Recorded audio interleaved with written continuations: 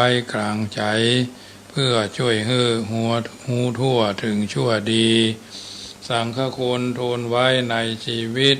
เพื่อช่วยพิษพ้นทุกข์เป็นสุขีโดยบุญอภิวันอัญชลีสวสดีโดยการนิรันดร์เทิน10 นิ้วกราบแนบใต้ไหวสาปารมีธรรมในครูบาอาจารย์พระมหาเถรานุเถระท่านเจ้าคณะพระสังฆาธิการทุกรูปทุกตนขอความสุขความสวัสดีในธรรมะแห่งองค์สมเด็จพระสัมมาสัมพุทธเจ้าจงมีแก่บรรดาสาธุชนท่านผู้ฟังทุกท่านที่ได้มีโอกาสเปิดวิทยุรับฟังรายการเสียงธรรมก่อนรับตาตั้งสถานีวิทยุดีนะนานะเพื่อการศึกษาพระพุทธศาสนาและวัฒนธรรม FM ความถี่ 104.50 เมกะเฮิรตซ์วัดฝ่ายหินตำบลสุเทพอำเภอเมืองจังหวัดเชียงใหม่เมตตาในท่านพระครูสมุวิสุวัตรวรกิจโจท่านเจ้าวาดท่านผู้อำนวยการวิทยุ 104.50 แห่งนั้นตลอดจนเจ้าหน้าที่ช่างเทคนิคทุกๆสถานีถวายเวลาให้ธรรมาภาพพระมหาประสิทธธรรมาภินันโทน้อมนำเอารายการนี้มาอุเอิญเจริญพรกับบรรดาท่านสาธุชนผู้ฟังที่อยู่ท่าดาฟังกันอยู่ทางบ้านเป็นประจำเมื่อพร้อมแล้วจะได้นำพาญาติโยมกราบพระไหว้พระเป็นลำดับไปเนิ่กราบ1กราบ2กราบ3กราบ4กราบ5อะระหังสัมมาสัมพุทโธภควาพุทธังภควันตังอภิวาเดมิ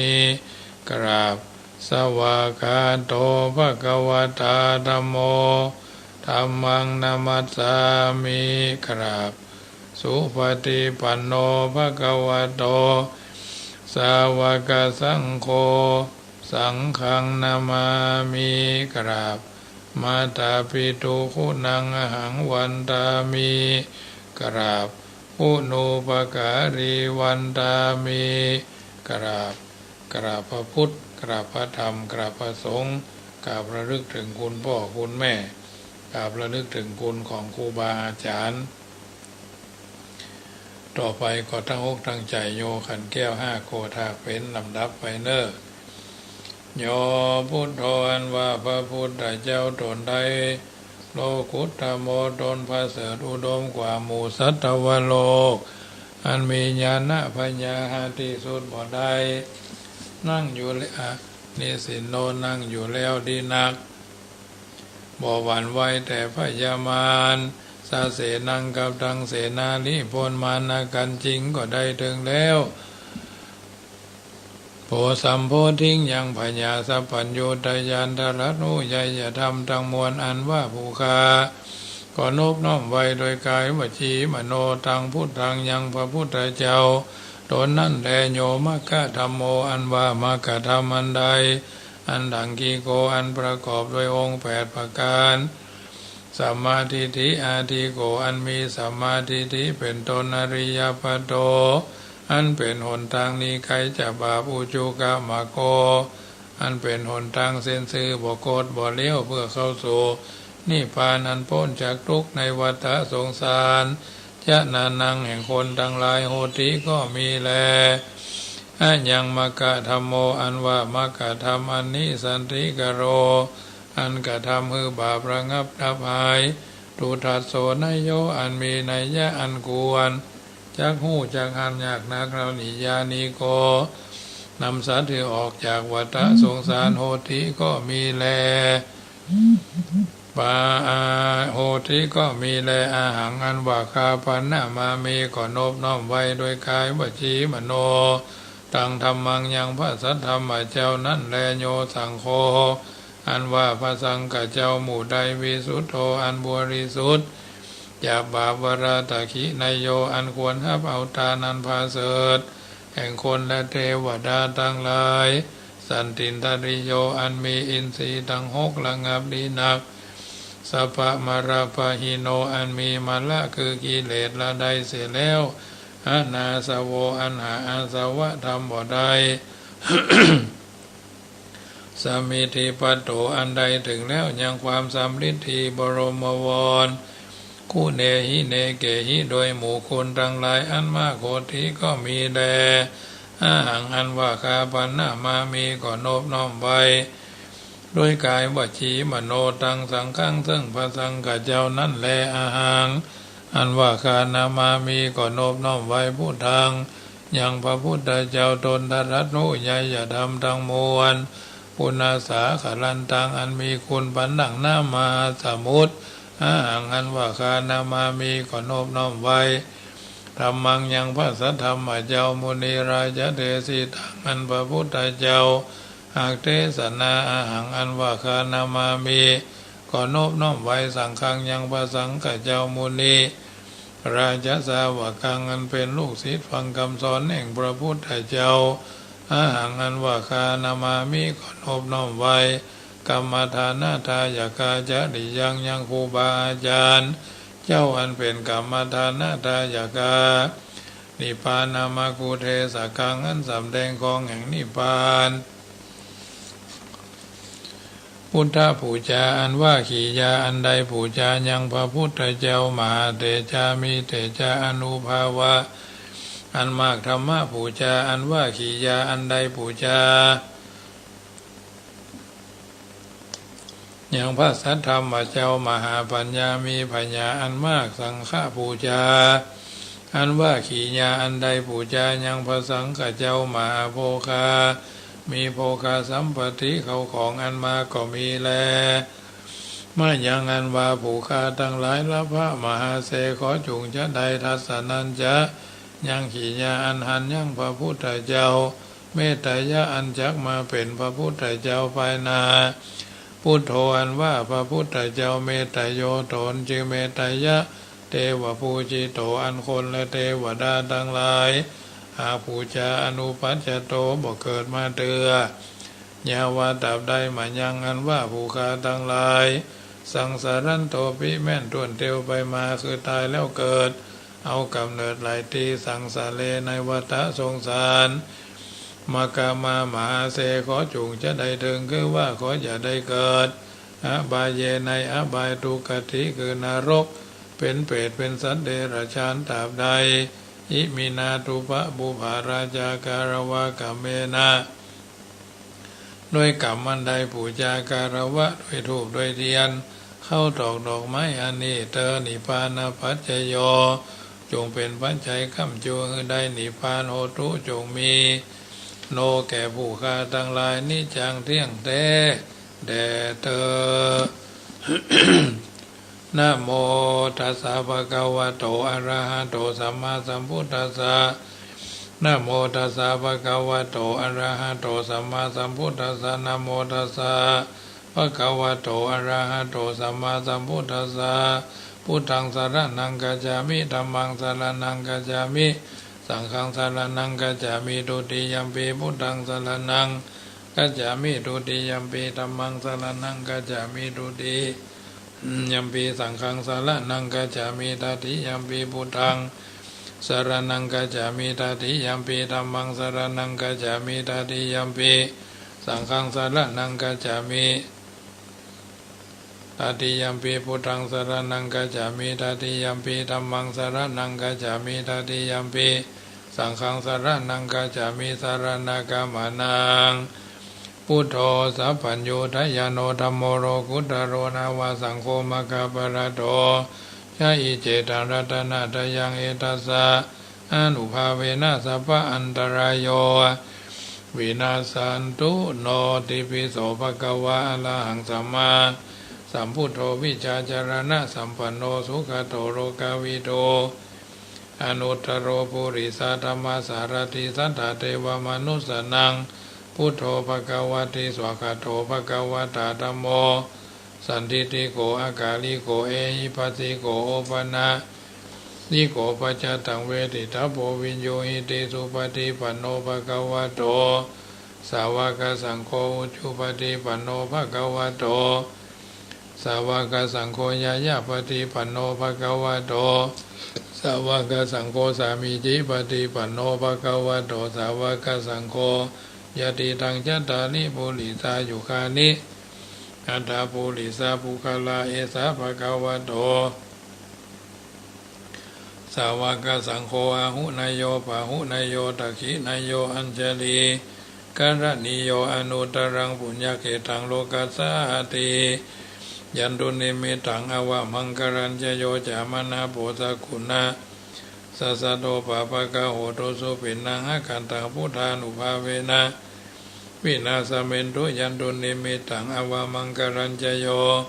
จามนาโพสกุณาสัสสะโตปะปะกะโหตุสุปินังหะกันตังธัมมานุภาเวนะวินาสเมนตุยันตุนิมิตังอวะมังกรัญจโยจามนาโพสกุณาสัสสะโตปะปะกะโหตุสุปินังหะกันตังสังฆานุภาเวนะวินาสเมนโต กรณียมัตตกุสเลนะยันตังสันตังปะทังอภิสเมจัสสโกหุจูจัสสุหุจูจัสสุวะโจจัสสามุตุอนาติมณีสันตุสโกจัสสุภโรจะอภกิโจจัสสันโลจัสสันลาหุกาวุติสันตินทริโยจานิปโกจะอภาคโปกุเรสุอนานุขิโทนะจักุตังสมาจเลอินจิเยนะวินยูปเรอุปวัตโยสุขิโนวะเขมิโนหนตุสเปสัตตาภวันตุสุขิตาตาเยเกจิปนาพุทธติตาสาวะถาวะระวะอนาวะเสสาธิกาวะเยมหันตาวะมัชชิมารัสสะขาอนุกาธุราทิตาวะเยจะอาทิตาเยจะดุเลวะสันติอวิดุเรพุทธาวะสัมภเวสีวะสเปสัตตาภวันตุสุขิตาตานัพโลปรังนิโกเพธานาติมัญเยธาคัตถชินังกินจิปยาโรสนาปฏิฆาสัญญานัญญามัญญาสาทุกขามิจยามาตายาฐานิยังพุทธังอายุสาเอกาพุทธามนุระเกเอวัมปิสัพพะพุทเตสุมาณาสัมภาวเยอปาริมานังเมตัญจสัพพะโรกัสสมิงมานาสัมภาวเยอปาริมานังอุทังอโทจติริยัญจาสัมปทังอเวรังอสัมปทังทิตัญจลังนิสิโนวาสัญญาโนวาญาวัตสาวิกตามิโตเอตังสติงอติตายาปรมาเมตังวิหารังอิธรรมาอุติติจาอนุปกรรมสีลวาทัสเนนะสัมปันโนกะเมสุเวนยะเอตังนายิจตุกปัสสยังปุณณเรติทิการณียเมตตาสุตังอภมโนอภิโลภเขหิเมเมตังเมตังเอราปะเตหิเมจะพยาพุเตหิเมเมตังเมตังทิปะตะเกหิเมจตุปะเตหิเมมามังอปะทะโกหิสิมามังหิสิปังอุปะโตสัพเพสัตตาสัพเพปนาสัพเพพุทธะเจเกวราสัพเพพัทธานิปัสสันโตมากินจิปะปะมาคะมาอภมโน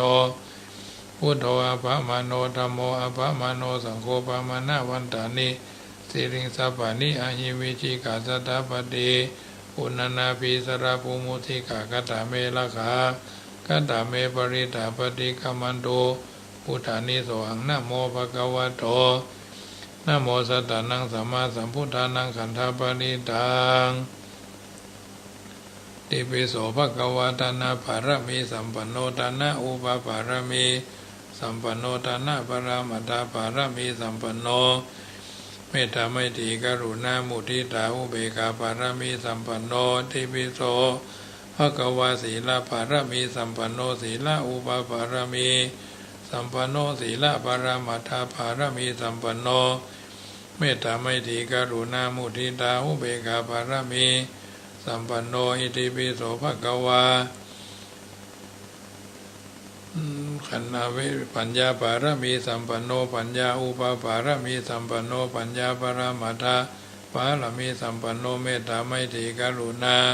มุทิตาอุเบกขาปารมีสัมปันโนติปิโสภะคะวะวิริยะปารมีสัมปันโนวิริยะอุปปารมีสัมปันโนวิริยะปรมัตถปารมีสัมปันโนเมตตาไมตรีกรุณามุทิตาอุเบกขาปารมีสัมปันโน ติปิโสภควาสัจจะปารมีสัมปันโนสัจจะอุปปารมีสัมปันโนสัจจะปรมัตถะปารมีสัมปันโนเมตตาไมตรีกรุณามุทิตาอุเบกขาปารมีสัมปันโนอิติปิโสภควาอธิฐานะปารมีสัมปันโนอธิฐานะอุปปารมีสัมปันโนอธิฐานะปรมัตถะปารมีสัมปันโนเมตตาไมตรีกรุณามุทิตาอุเบกขาปารมีสัมปันโนอิติปิโสภควาสัจจะปารมีสัมปันโนสัจจะอุปปารมีสัมปันโนสัจจะปรมัตถะปารมีสัมปันโนเมตตาไมตรีกรุณามุทิตาอุเบกขาปารมีสัมปันโนอิติปิโสภควาอธิฐานะปารมีสัมปันโนอธิฐานะอุปปารมีสัมปันโนอธิฐานะปรมัตถะปารมีสัมปันโนเมตตาไมตรีกรุณามุทิตาอุเบกขาปารมีสัมปันโนอิติปิโสภควา เมตตาปารมีสัมปันโนเมตตาอุปปารมีสัมปันโนเมตตาปรมัตถปารมีสัมปันโนเมตตาไมตรีกรุณามุทิตาอุเบกขาปารมีสัมปันโนติปิโสภควาอุเบกขาปารมีสัมปันโนอุเบกขาอุปปารมีสัมปันโนอุเบกขาปรมัตถปารมีสัมปันโนเมตตาไมตรีกรุณามุทิตาอุเบกขาปารมีสัมปันโนอิติปิโสภควาตัสสะปารมีสัมปันโนตัสสะอุปปารมีสัมปันโนตัสสะปรมัตถปารมีสัมปันโนเมตตาไมตรีกรุณามุทิตาอุเบกขาปารมีสัมปันโนอิติปิโสภควาตัสสะปารมีสัมปันโนตัสสะอุปปารมีสัมปันโนตัสสะปรมัตถปารมีสัมปันโนเมตตาไมตรีกรุณามุทิตาอุเบกขาปารมีสัมปันโนโสภควาอิติปิหังสุขิโตโหมิหังอเวโรโหมิหังอภยาปโจโหมิหังอนิโคโหมิหังสุขีอัตตนังปริหารามิตัสสะสุทิสาสัพเพสัตตาเวราหุนตุอภยาปจาหุนตุอนิกาหุนตุทุขีอัตตนังปริหารันตุเอวเมสุตังเอกังสมัญญังภควาสาวัตถิยังวิหารติเจตวันเนอนาถาปินติกัสสะ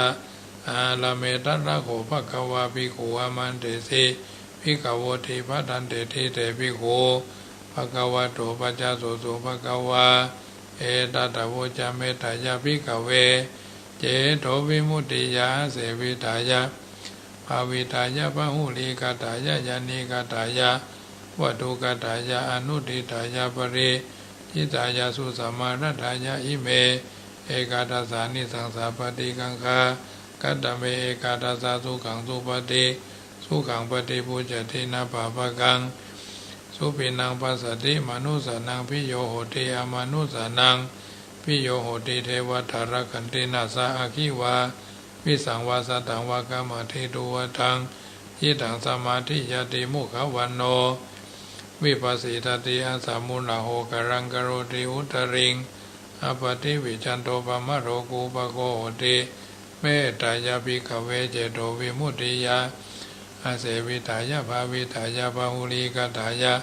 ยานิกตายาวัตุกตายาอนุตทิตายาปริจิตายาสุสมารัตายาอิเมกาทัสสานิสังสาปฏิกังคติอิตามโวจาภควะอัตตมนาเตภิกขุภควะโตปัสสิตังอภินันตุนติสวาธุสวาธุพระปัญญาภารมี30ทัสสวาธุพระปัญญาภารมีวัดแวดล้อมวิริยาภารมีอ้อมระวังดีศีลภารมีบังออกบังดาเมตตาภารมีป่าแพ้ทางปืนตาหน้าภารมีเป็นปืนดังต่ออุเบกขาภารมีก่อเป็นเวียงสัจจะภารมีแวดละวังดีเป็นไม้ตายกันตีภารมีกลายเป็นหอกเป็นดาบบางนาไม้และปืนไฟอาทิตาหน้าภารมีพันดาบไปทุกแห่งแข็งแข็งแห่งป่าฝูงหมู่มารปีศาจภัยเพศทุกทวีภพที่พังไปนี้ นางธรณีอัศจรรย์โสสะเหมือนฟันอยู่ข้างๆน้ำนาทีนองกวางตอกกวางแตกตีฟองระนองระนอกกลายเป็นเขาตอกดอกไม้ถ้าวายปู่เจ้าปลาแก้วแก่นไทยสัตตันพระผู้ทางเฮยจงมาภายโปรดอนุญาตโทษโปรดผู้คาแท้ดีลีแม่ธรณีออกมาหีดมวยผมอยู่ที่ธาตุจ้างหายคายขะจังงาซับดินพ่นน้ำนาทีลงพัดพายคอจ้างพายหักโทกเท้าพระยามานห้องเอาปูนขัวกับยอมือคืนดูนัวใส่เขาผู้คานีเล่าได้ชื่อว่าลูกศิษย์พระพุทธเจ้าผู้มีบุญสมภารนั้นมากนักพระพุทธเจ้าจึงตั้งพระปัญญาผาละมีไว้เก้าชั้นตั้งไว้ทางนาก็ได้เก้าชั้นตั้งไว้ทางหลังก็ได้เก้าชั้นตั้งแต่หัวแผ่วทีนก็ได้เก้าชั้นตั้งแต่ทีนแผ่วหัวก็ได้เก้าชั้นแสนวาลูกผืนจักมาเสมอเหมือนฝนแสนหาก็บ่มีมาจักใครใดข้าพเจ้าเลยได้ชื่อว่าพุทธกุณังธรรมกุณังสังฆกุณังพุทธอินตาธรรมอินตาสังฆอินตาอาสาหับแม่ธรณีผู้อยู่เหนือน้ำผู้อยู่ค้ำแผ่นดินกันข้าได้ระลึกคือเถิงหาคุณพ่อคุณแม่คุณครูบาอาจารย์คุณพระแก้วเจ้าทั้งสามประการคือคุณพระพุทธคุณพระธรรมคุณพระสงฆ์คุณแดดคุณฝนคุณน้ำคุณลมคุณไฟคุณกุศลเจ้าก็ดีคุณนางอุตตราเจ้าก็ดีคุณพระปัจเจกเจ้าก็ดีคุณพระตนเมตตาภาวนาเจ้าก็ดีจุมาสัมปิตารักษาคุ้มครองตั้งกำนาและกำหลังยังทนตัวแห่งผู้ฆ่าตั้งแต่ทีกาละยามนี้วันนี้ค่ำคืนนี้และต่อไปนี้จิมแดดเดอพุทโธพุทธังรักษาธัมโมธัมมังรักษาสังโฆสังฆังรักษาพุทโธพุทธังอรหังธัมโมธัมมังอรหังสังโฆสังฆังอรหังพุทโธพุทธังกันหะธัมโมธัมมังกันหะสังโฆสังฆังกันหะอายุวันโนสุขังปะลังเอาละญาติโยมสาธุชนคนดีทุกคนทุกท่านได้ยินได้ฟังการสังวาสสวดที่ยายพุทธคุณธรรมคุณสังฆคุณเรียบร้อยต่อไปก็เป็นธรรมปฏิพรญาติโยมท่านสาธุชนได้ยินได้ฟังและก็นำไปเป็นข้อพินิจพิจารณาปรับใช้ดำเนินชีวิตโดยมีหลักยึดหลักประพฤติเป็นลำดับไปในฐานะที่เขาเป็นสาธุชนคนดีมีพระพุทธเจ้าพระธรรมและพระสงฆ์อยู่ในใจเหมือนกันทุกคนเอานับถือพระพุทธนับถือพระธรรมนับถือพระสงฆ์เป็นสรณะเป็นที่พึ่งทุกคนมาเป็นลำดับมาอย่างน้อยๆก็มีพระรัตนตรัยแก้วอันสมควรกล้ายิ่งเนาะแก้วอันสมควรกล้ายิ่งในการเดินทางชีวิตพระพุทธพระธรรมพระสงฆ์เป็นสรณะเป็นที่พึ่งอันสำคัญความสำคัญของพระพุทธเราก็ทราบกันมา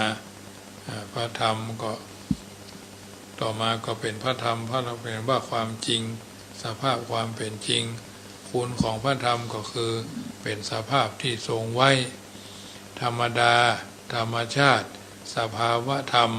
สัจธรรมความจริงเหตุต้นเหตุสิ่งปรากฏการณ์ธรรมารมณ์สิ่งที่ให้ใจคิดคุณธรรมความดีความถูกต้องความประพฤติชอบหลักการแบบแผนธรรมเนียมหน้าที่ความชอบความยุติธรรมพระธรรมคำสั่งสอนของพระพุทธเจ้าซึ่งแสดงธรรมเปิดเผยปรากฏขึ้นพุทธธรรมะว่าธรรมะก็คือ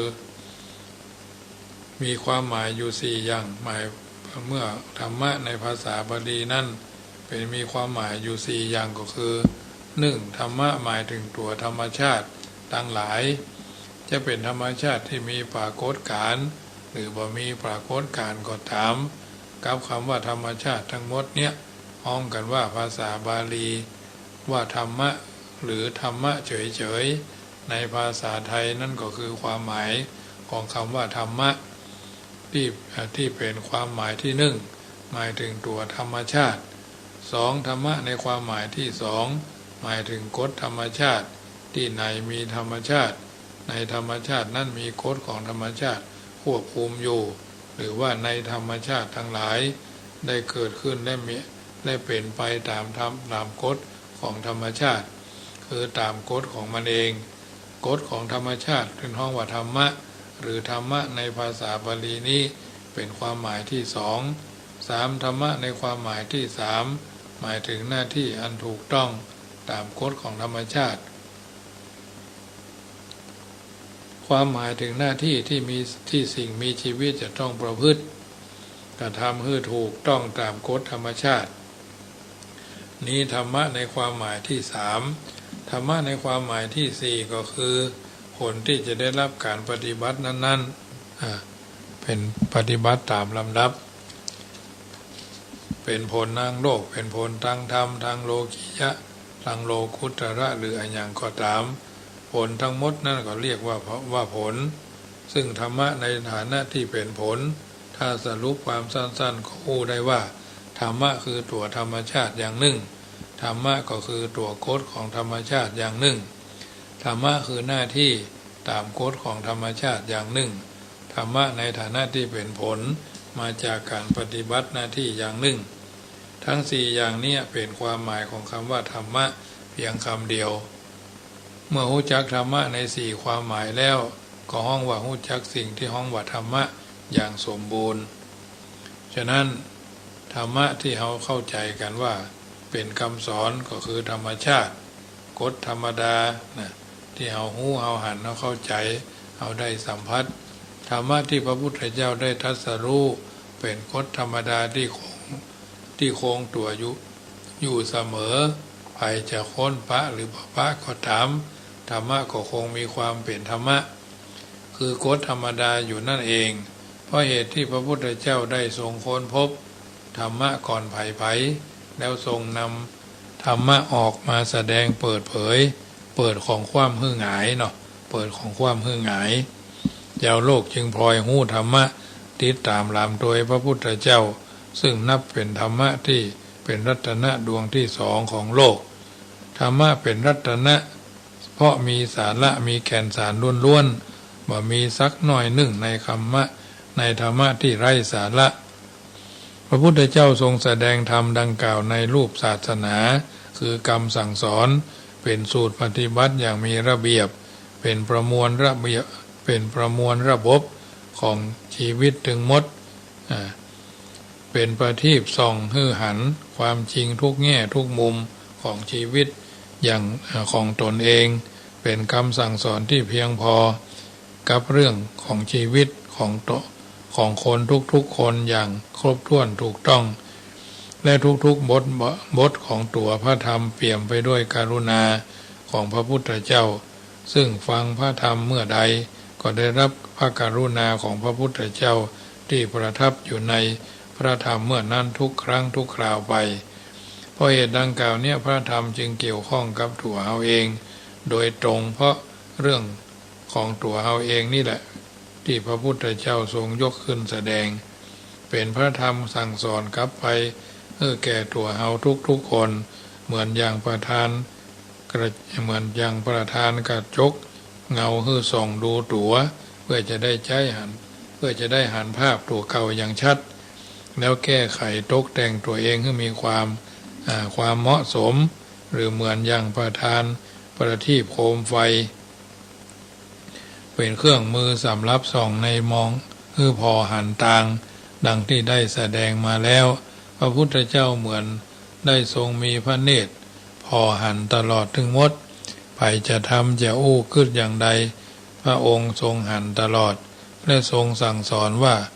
อย่างนี้บ่ดีอย่าทำนะอย่างนี้ดีให้ทำเถิดอันนี้เป็นต้นเพราะเหตุฉะนี้ไผประพฤติตามพระธรรมที่ทรงสอนจึงบ่มีที่จะเสียบ่ตกต่ำมีแต่จะดีขึ้นเจริญขึ้นโดยส่วนเดียวพระธรรมล้วนมีแก่นสารหรือมีสาระแก่นสารอย่างบริสุทธิ์บริบูรณ์ทุกด้านมีเลยที่จะไร้สาระจึงเป็นที่ยินดีปราบปลื้ม ใจของคนที่ได้ฟังธรรมะได้ปฏิบัติธรรมะเนาะได้ฟังธรรมะได้ปฏิบัติธรรมะ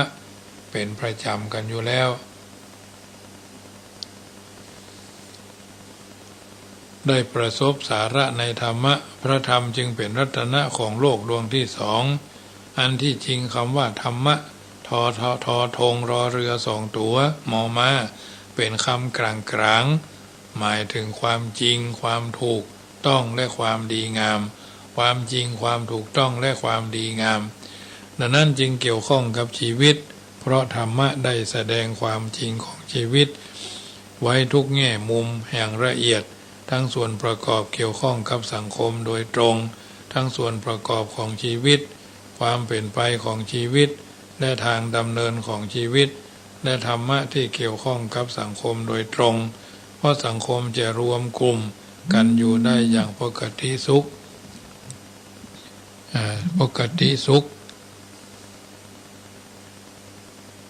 โดยตรงต้องอาศัยคนในสังคมปฏิบัติตามหลักการ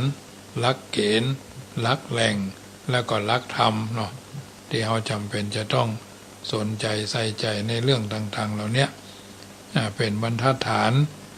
แห่งการทำเรื่องทั้งหลายเหล่านี้จึงกล่าวได้มั่นใจว่าช่วยได้แน่นอนความตามกฎของสังคมเพื่อความถูกต้องดีงามเนี่ยจะทำให้ถูกต้องมากกว่าถูกใจเนาะถูกต้องมากกว่าถูกใจไม่ใช่ธรรมะบ่ช่วยแต่บุคคลในสังคมปฏิบัติตามหลักธรรมต่างหากเขาทิ้งธรรมะกันหมดแล้วธรรมะจะช่วยอย่างไรเพราะมีว่าธรรมะรักษาคุ้มครองผู้ประพฤติปฏิบัติธรรมก็เมื่อคนประพฤติปฏิบัติธรรมเสร็จแล้วธรรมะจะคุ้มครองได้อย่างใดแถมอย่างหนึ่งธรรมะเป็นสิ่งสากล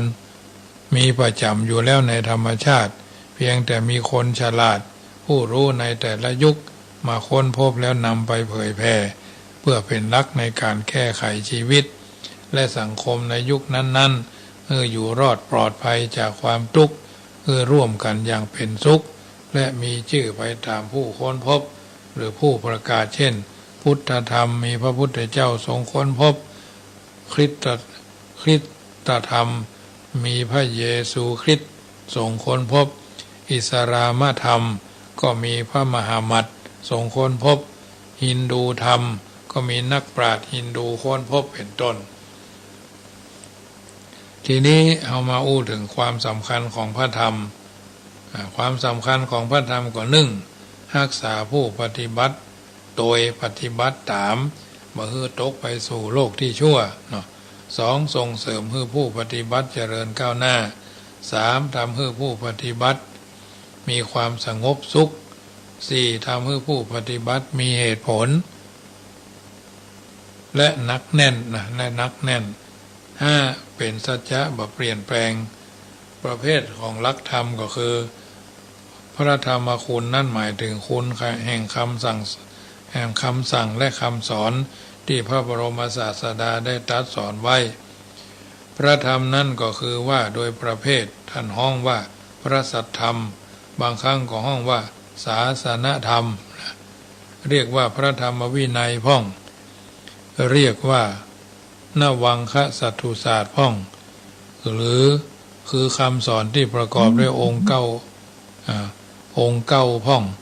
และในตอนหลังห้องว่าพระไตรปิฎกพระสัทธรรมแบ่งออกเป็น3ประเภท1ปริยัติสัทธรรมหมายถึงระบบคำสอนที่คนเฮาจะต้องศึกษาเกิดความรู้ความเข้าใจท่านสอนเรื่องอะไรไว้ท่านสอนเรื่องอะไรอย่างไว้อย่างใดได้แก่ส่วนแห่งพุทธบัญญัติทรงวางไว้เป็นพุทธอาณาทรงวางไว้เป็นพุทธอาณาเพื่อบังคับและควบคุมความประพฤติของพุทธบริษัททั้งหลายหรือเรียกแถมอย่างหนึ่งว่าอาณาเทศนาอันได้แก่ส่วนแห่งพระวินัยปิฎกและคำสอนชี้แจงให้บุคคลทราบว่าอันยังเป็นอันยังคืออันยังเป็นกุศลคือความฉลาดอันยังเป็นอกุศลคือความบ่ฉลาด อย่างเป็นกลางกลางจะได้บำเพ็ญตนด้วยการละในส่วนที่เป็นอกุศลประพฤติในส่วนที่เป็นกุศลซึ่งได้แก่คำสอนทั้งหมดที่ปรากฏในพระสุตตันตปิฎกและพระอภิธรรมปิฎกหลักเหล่านี้เป็นเรื่องที่จะต้องศึกษาคือเข้าใจในชั้นของนักของการเรียนทางประสาทสัมผัสต้องจำเรื่องเหล่านั้นเอาไว้บางอย่างเป็นหลักเกณฑ์ที่สำคัญก็ต้องท่องได้และนำไปพินิจพิจารณาด้วยใจของตนเองจนสามารถคับเจาะแทงตลอดคำสอนเหล่านั้นด้วยความหันของตนเองเหล่านี้เป็นส่วนแห่งพระปริยัติธรรมพระปริยัติสัทธรรม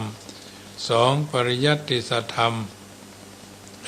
ตะกี้ปริยัติคือการศึกษาต่อมาก็ปฏิสัทธรรมคือการนำพระธรรมคำสอนนั่นที่ตนได้ศึกษาและปฏิบัติตามโดยสมควรแก่ธรรมนั้นอันตนได้ตรองได้พินิจพิเคราะห์หันจริงแล้วเช่นหันการสำรวมระวังตามสิกขาบทที่พระพุทธเจ้าทรงบัญญัติไว้สำรวมระวังอินทรีย์ของตาเวลาตาหันรูปหูฟังเสียงจมูกหรือหูดังดมกลิ่นลิ้นก็ได้ลิ้มรสกายถูกต้องเย็นอ่อนห้อนแข็งเป็นต้นตลอดถึงการสำรวมใจของตนและปฏิบัติเพื่อละสิ่งที่เป็นบาปเป็นอกุศลทั้งหลายลงมือปฏิบัติลงมือประพฤติปฏิบัติธรรมะเพื่อขจัดความโลภความโกรธความหลงเป็นต้นมีพรหมวิหารธรรมของอยู่ในใจตลอดถึงการปฏิบัติในศีลสมาธิปัญญาเหล่านี้ชื่อว่าเป็นธรรมส่วนเป็นส่วนแห่งปฏิบัติธรรมเนาะปฏิธรรมปฏิสัทธรรมเนาะอันนี้เป็นต้นจึงนำมาเอื้อนเจริญพรคือท่านสาธุชนคนดีนำไปเป็นเครื่องพินิจพิจารณาปรับใช้เดินทางชีวิตโดยมีหลักยึดหลักประพฤติเป็นลำดับไปญาติโยมสาธุชนท่านผู้ฟังทั้งหลายได้ยินได้ฟังรายการเสียงธรรมก่อนรับตาก็มาถึงช่วงสุดท้ายเนาะรายการเรื่องการทำบุญสุนทรทานก็จะได้ประกาศข่าวสารงานบุญที่จะเกิดขึ้นภายหน้าอย่างน้อยๆเราก็นึกถึงสิ่งที่ดีที่งามนับถือพระพุทธนับถือพระธรรมนับถือพระสงฆ์นับถือคุณพ่อนับถือคุณแม่สิ่งต่างๆเหล่านี้เป็นสัจธรรมที่เราจะต้องสืบต่อสืบเนื่องการแสดงความกตัญญูต่อผู้มีพระคุณก็เป็นสิ่งที่ทุกคนย่อมทำได้ย่อมปฏิบัติได้อยู่แล้วฉะนั้นเอาท่านทั้งหลายทุกคนมีฉากชีวิตเหมือนเช่นเดียวกันหมดเป็นต้นว่า7ฉากชีวิตของคนเราฉากที่ก็คือคนที่อยู่รอบข้างจะน้อยลงไปเรื่อยๆรุ่นพ่อรุ่นแม่ปู่ย่าตายายผู้คนเข้าสู่วัย60ไปแล้วเนาะ60ขึ้นไปเนี่ยเราจะหันว่าแต่ละคนก็ล้มหายตายจากเอาไปเรื่อยๆจากแรกภรรยาก็ดีสามีก็ดีคนรู้ใจก็ดีเริ่มล้มหายตายจากกันไปอันนี้ฉากที่ฉากที่2ก็คือสังคมจะสนใจในตัวเฮาน้อยลงละ60ปีแล้วหรอว่าจะอาชีพการงานจะสดใสแค่ไหนในอดีตชื่อเสียงจะโด่งดังเท่าใดเมื่ออายุนักขึ้นก็จะเปลี่ยนเป็นคุณชายชราคุณหญิงชราธรรมดาสปอร์ตไลท์เคยส่องในตัวเฮาก็บ่ส่องแถมต่อไปละเฮาจะต้องเฮียนหูจะลบอยู่มุมเงียบๆเพื่อชื่นชมตื่นเต้นดูผลงานที่เฮาเคยทำมาไว้ดีเพียงฟ้าเขาก็เอาไปวางไว้แถมจุด1นะจากที่3อันตรายจะเกิดขึ้นบางเทื่อก็กระดูกหักหลอดเลือดหัวใจตีบตลอดจนโรคนั่นโรคนี้ก็เริ่มมาแล้วยิ่งคนกินดิบกินแดงพ่องกินเหล้ากินยากินเหล้ากินเบียร์พ่องกินมูกกินมันหมูกระทะ สเต็กบากินเข้าเนาะบากินเข้าเมื่อเจ้านี่มันถึงมีมาละสมองเริ่มรีบมะเร็งเริ่มเข้ามาละโรคเกาต์เบาหวานความดันไขมันตุงความดันไขมันสูงไขมันต่ำเจ็บหลังเจ็บเอวเจ็บแข้งเจ็บขาลุกโอยนั่งโอยตะลุกก้นขึ้นก่อนนะเอาก้นขึ้นก่อนก็มีหลายอย่างอาจจะมาเยี่ยมมาเยียนเอ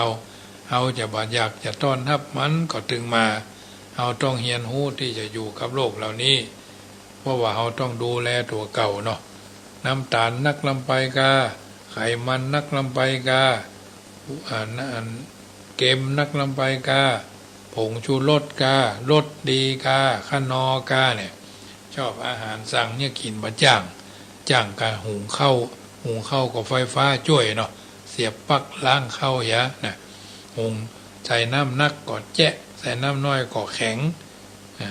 บางเตือนี่ข้าวแข็งอย่าเอาหูหัวผีกะญาติโยมก็มีเนาะเพราะฉะนั้นบ่ได้ออกกำลังคนในเวียงซ้ำให้ขาดธาตุดินเพราะบ่ได้ย่ำธาตุดินลงขึ้นบนบ้านก็ใส่รองเท้าผ้าเนาะขึ้นบนบ้านก็ใส่รองเท้าผ้าล่าตามล่านี่ตีนเลื่อมเนาะตีนเลื่อมยังก้นกะละมังญาติโยมมาบัดจืดบัดจาเท่านั้นเพราะฉะนั้นจากที่สี่ก็คือการเตรียมตัวนอนบนเตียงและหวนคืนสู่วัยละอ่อนแม่กำลังกำเนิดเฮามาในโลกครั้งแรกเฮาอยู่บนเตียงแม่ได้ดูแลเฮาใส่เฮาเอาใจใส่ทนุถนอมเฮาอายุนักขึ้นเขี้ยวเฮาก็เริ่มร่อนละอันยังก็เริ่มรุดร่อนรุดลุ่ยไปตามสมัยกาลเนาะจากที่ห้าก็ตลอดเส้นทางที่เหลือจะมีคนจ้องหลอกลวงเฮามากมายจ้องหลอกลวงเหล่านี้รู้ดีว่าผู้สูงอายุมีเงินมีเงินถุงเงินถังกะเลาะเจาะแจ๊ะปะเลาะเพื่อนห้องวัดตอดกินนะตอดกินตอดทดลองอันนั้นอันนี้กับตัวเฮาถ้าทำตัวได้จอยใจแข่งก็ยังแคว้นน้อยอ้างหันนั่งนี่จะเลาะจอแชะอีล่อจอแชะเนาะบอกทางรวยลัดข้อมูลนั่นเข้ามานี่เรื่องอายุยืนยาวปุกเสกล่าตามล่าก็ลงทุนตรงนั้นตรงนี้กินยาสมุนไพรนานตายเนาะก็จะมีมาจากที่หกก็ปฏิบัติตนให้ดีต่อคู่ชีวิตเอาก็อยู่กับยายบางเตื้อก็ยายตายบางเตื้อก็อยู่กับตาตายแสดงความห่วงใยกันสองตายายเนาะสองสวอายุพานิ่มต้องกลัวว่าไผจะนอกใจไผแล้วล่าตำล่าก็ยกย้อนพ่อมขึ้นนะเพราะฉะนั้นเขี้ยวพ่อมมีระยะโยมเอาหันในคลิปนั่นอย่างเขาก็พอกันอันนี้จากที่หกจากที่เจ็ดลาภยศตำแหน่งเงินล้านเงินแสนก็ถึงเอาไปเยี่ยมได้ละจะติดตัวเอาไปตลอดก็ได้เพราะฉะนั้นทำบุญสุนทรทานคนที่บนกระชับกระเฉงก็ถือว่ามีบารมีอยู่เนาะกระชับกระเฉงบางคนนี่เป็นอดีตข้าราชการชั้นผู้ใหญ่ปลดทอดมาอยู่ตำแหน่งหยี่เขี้ยวเบลปากเอ็กแพ้อันนั้นก็บดีอันนี้ก็ไม่ได้ฉันต้องถูกอย่างเดียวชอบทำเรื่องน้อยคือเป็นเรื่องใหญ่อันนี้ของเรื่องของท่านที่เป็นสวเคยเป็นครูก็จะเป็นครูเต้าตายแล้วมันตึงเป็นคนตึงเป็นนักเรียนซะเถอะสอนคนอื่นอยู่เป็นประจำบ่เคยสอนตัวเก่าหน้าทับเกียดขี้เกียจมักกลมตากลมมักลาบอันเนี้ยเจ็ดฉากชีวิตเนี่ยญาติโยมเพราะฉะนั้นหลังอายุ60ไปแล้วบ่ต้องไป55เนี่ยมันถึงเริ่มมีอาการละคนที่บ่ดูแลตัวเองดีนะก็เดี๋ยวก็ไปละล่าตามล่าเป็นโรคหลงลูกลืม40ลืมหน้า50ลืมหลัง60ซ้ำลืมตัวทำตาหากนะใจอัลไซเมอร์เริ่มมาละลืมหน้าลืมหลังไปแล้วอันนี้เป็นต้นฉะนั้นญาติโยมสาธุชนเอามาอุเอิญเจริญพรให้ท่านทั้งหลายได้ฟังนิดหน่อยคนละเล็กคนละน้อยเป็นบรรทัดฐานอาจจะแท้กาบัดแท้กาก็บ่ต้องไปซีเรียสเครียดเข่งอย่างนักเป็นยาอี้ก็ปั๊บเหียเนาะเอาอยู่ในสังคมก็จะเป็นมงคลกับตัวตนเอาไปตามลำดับญ ฉะนั้นในค่ำคืนของวันนี้รายการเสียงธรรมก่อนรับตาก็มาถึงช่วงสุดท้ายก็ขอประกาศอนุโมทนาเนอะเจ้าภาพเจ้าศรัทธาที่ร่วมกันทำบุญเป็นเจ้าภาพเดือนพรรษาก็ดีได้หลายเล่มและญาติโยมเกินที่ได้กำหนดเอาไว้พอและญาติโยมคงจะพอละถึงมดถึงมวลได้เตียนอยู่15 เล่มเนาะ15 เล่มก็จะเอาไปทานผู้เนี่ย10 เล่มเนาะจะเอาทานในตำบลมะกอกแค่5 เล่มแต่ว่าก็ให้กำหนดการก็คงจะแบ่งเฉลี่ยกันไปเนาะญาติโยมเพราะฉะนั้นแต่ละคนแต่ละท่านก็มีศรัทธาแก่กล้าถ้าได้ไปก็จะเชิญประเคนเนาะแต่ละเล่มญาติโยมมีเจตนาส่วนหลอดไฟฟ้ายังเหลือแถมประมาณ60 กว่าชุดเนาะ60 กว่าชุดละ200 บาทจะถวายวัดละ9 ชุด9ก็81ชุดต่อ1 ปีถวาย9 วัดผ้าอาบน้ำฝนครับน้ำมันเติมตะเกียงนี่ก็วัดละ9 ชุดก็81 ชุดละ100ตลอดจนยาสามัญประจำวัดเนาะเอาไปถวายวัดละ9 ชุดเพิ่นจะเอาไปแจกเพิ่นในหมู่บ้านกะในกลุ่มนั่นกลุ่มนี้กะพยายามสรรหาเลือกยาที่มันเป็นยาที่ทันสมัยยาเมืองยาไทยผสมกันไปนั่นแหละเอาไปถวายวัดที่ไก่บ้านไก่เมืองเนาะไก่ที่เจริญก็จะคือเพิ่นได้ใจเอาไปถวายทางจังหวัดตลอดจนน้ำดื่มก็สามารถร่วมทำบุญได้เนอะน้ำดื่มก็แค่ได้สัก200 แพ็คเนาะ200 แพ็คอาจจะเอาไปถวายโดยในงานครั้งนี้ก้าวว่าถวายวัดละ10 แพ็คเนาะวัดละ10 แพ็คถ้าเป็นไปได้ก็วัดละ10 แพ็ค10 แพ็คน้ำรวมก็ต้องขวดก็ต้องใหญ่ขวดน้อยเนี่ยเนาะ10 แพ็คก็10 วัดก็100ประมาณนั่นแหละประมาณละ10 แพ็ค20 แพ็คเนี่ยก็ถือว่าเอาไปถวายเพื่อนเพื่อนทานน้ำก็เป็นเศรษฐีเนาะแล้วแต่ท่านทั้งหลายมาได้ทำบุญมาธรรมาภาพก็จะได้ประกาศอนุโมทนาไปเป็นระยะแพ็คละคงจะประมาณ30นะครับ28ก็3บางที่ก็28บางที่ก็30เนาะเรื่องน้ำเป็นแพ็คนี่นะมาได้เอาขวดใหญ่เนาะต้องการสัก200 แพ็คจะได้เอาไปถวายวัดที่ไก่นั่นนะรถแต่ละกันก็กันละแพ็คมันมี10 คนเนาะน้ำมันมีโหลเนาะแพ็คละ12 ขวดอันนี้ก็แต่ไม่มีโอกาสก็ร่วมทำบุญกันได้ถ้ามันมีเจ้าภาพอาตมาภาพก็จะใช้เงินหมุนเนี่ยไปจัดซื้อหลอดไฟชุดละ200พอได้สั่งร้านไว้เรียบร้อยละเพิ่นก็ประกอบไว้ให้เลยเนาะปุ่นไปตานมาแล้วก็สตางค์มาจ่ายเพิ่นเอาก็ต้องเอาของไปก่อนเนาะวันละ9 ชุดเพิ่นก็มัดเป็นแพ็คนะมัดเป็นมัดละ9 ชุดเนี่ย9ก็81น้ำมันเติมตะเกียงก็เอาใส่ไว้อย่างละ9นะครับ9 81เนี่ยก็81ชุดยาก็เหมือนกันทำเป็นชุดก็จะมีรถใส่ของการนึ่งเนาะรถตู้นอกนั้นก็ใส่ท่านใดที่จะไปเนาะก็สามารถหารถเองก็ได้จะให้ทางวัดหารถนี่ก็ได้เนาะรถ1 คันก็10 ท่านละ450 บาทเนาะการรถคนละ450 บาทธรรมะก็จ่ายเหมือนกันก็จะมีคณะแห่โดยเนาะแห่กล่องแตกไปโดยแน่น้อยไปโดยเนาะ